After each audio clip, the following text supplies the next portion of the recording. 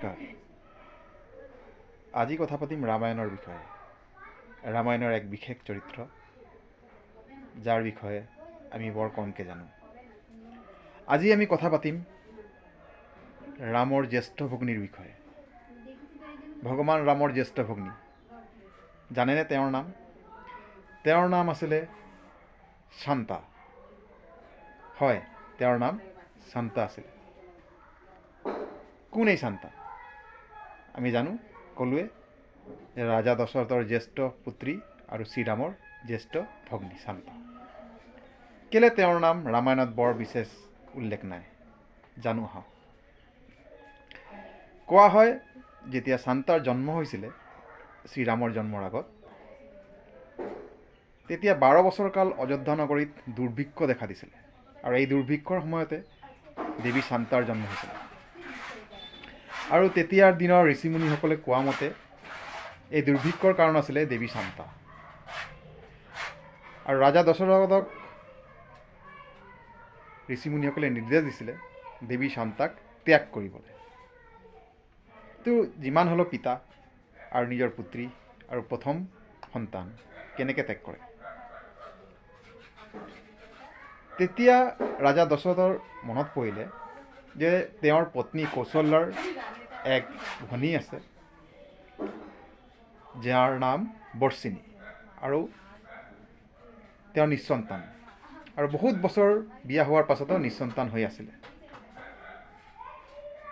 তেতিয়া কৌশল্যা আৰু ৰাজা দশৰথে অংগৰাজ ৰোমপদ, মনত থব, অংগৰাজ ৰোমপদ আৰু দেৱী বৰ্ষিণীক নিজৰ পুত্ৰী শান্তাক দত্তক দিছিলে। অংগৰাজ ৰোমপদ, বহুতে ক'ব অংগৰাজটো আমি কৰ্ণক জানো, মহাভাৰতৰ চৰিত্ৰ কৰ্ণক। কিন্তু অংগদেশটো অকল মহাভাৰতৰ যুগতে নাছিলে, আগতেও আছিলে, বহুত দিনৰ পৰাই আছিল। তেতিয়াৰ অংগৰাজ আছিলে ৰোমপদ, আৰু ৰোমপদৰ পত্নীৰ নাম আছিলে বৰ্ষিণী, আৰু বৰ্ষিণী আছিলে দেৱী কৌশল্যাৰ ভগ্নী, আৰু তেওঁ নিঃসন্তান আছিলে। ৰজা দশৰথে নিজৰ পুত্ৰী শান্তাক তেওঁক দত্তক দিছিলে। তাৰ মানে দেৱী শান্তা আছিলে শ্ৰীৰামৰ জ্যেষ্ঠ ভগ্নী। আৰু দেৱী শান্তা বিদ্যান মহীয়সী নাৰী আছিলে, আৰু তেওঁৰ পতি, তেওঁৰ স্বামী আছিলে ঋষিশ্ৰেষ্ঠ ঋষ্যশৃংগ। এয়া দক্ষিণ ভাৰতৰ যি ৰামায়ণ প্ৰচলিত, দক্ষিণী ৰামায়ণ বুলি কওঁ আমি, এই কথা উল্লেখ আছে। আৰু যিহেতু দেৱী শান্তা শ্ৰীৰামৰ জন্মৰ আগতেই অংগদেশত প্ৰস্থান কৰিছিল, সৰুতেই জন্ম হওঁতেই,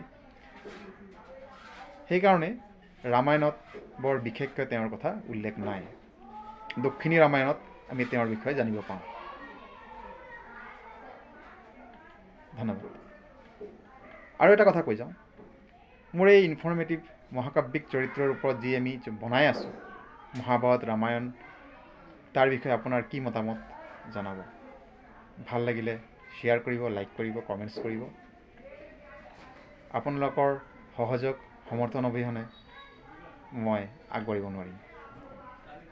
বৰ বিশেষ নহয়, লাইক শ্বেয়াৰ কমেণ্ট কৰিলেই ধন্য মানিম।